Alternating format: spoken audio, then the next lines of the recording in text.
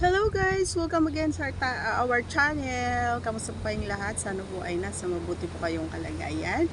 And disclaimer, ang ating video ay para lamang po sa may bukas ang kaisipan at may malawak na pangunawa. Kung wala ka po nito, maaari na lamang po mag-skip at mamili ng mga videos na nararapat po para sa inyo. And please do my favor, please do subscribe and click our tiny notification bell so that you'll be updated every time we have a new upload videos. And ang ating pag-uusapan natin ngayon mga idol ay baka hindi mo pa ito nagagawa na isang posisyon na masarap din.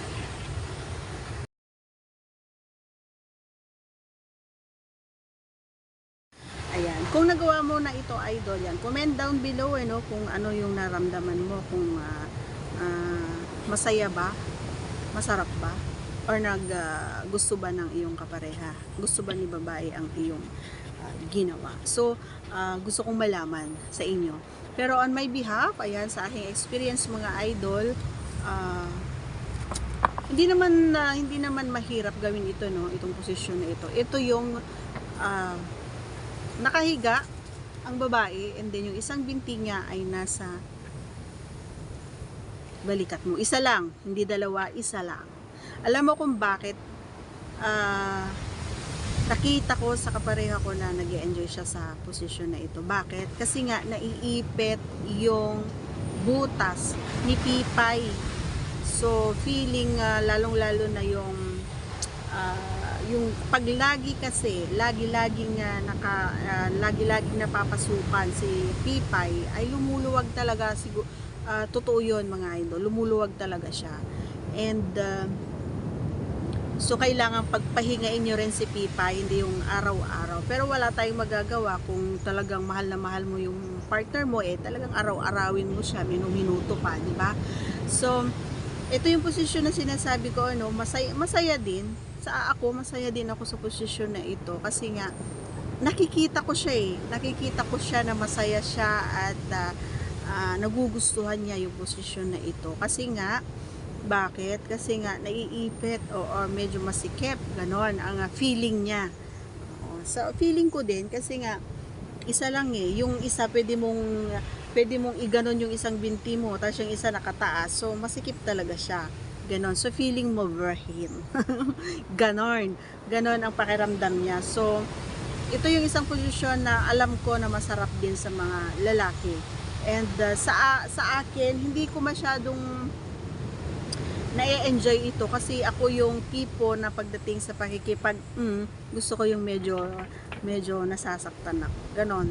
Ewan ko ba, yun yung trip ko, bakit ba walang pakialamanan.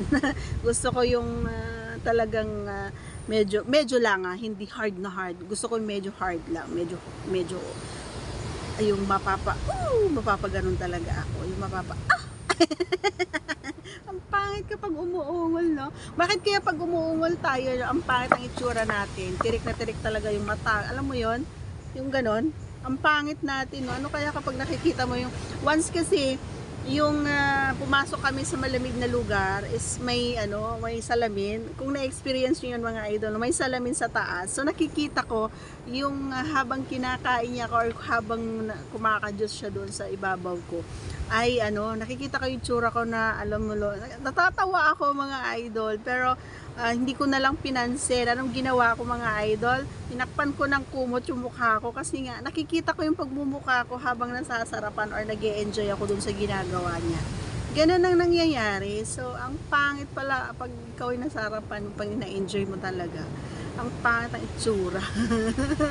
Maniwala ka sa akin idol, pero 'di ba, wala tayong magagawa, ganun talaga ang magiging outcome kapag nasarapan ka, 'di ba? Kapag masaya ka doon sa ginagawa niyo, walang pakialamanan, ano ba? Okay, so that's all for today's video. Sana ayan, i-apply mo yan, try mo if hindi mo pa nagawa. Pero kapag nagawa mo, isang dagdag points yan para sa kasi nga masarap din, lalong-lalo na kapag kapag maluwag, isang posisyon yun na nakakapagpa sikip, kumbaga doon sa may butas. So that's all for today's video. Ayan, thanks for watching guys. I love you all and take care, cause I care. Bye!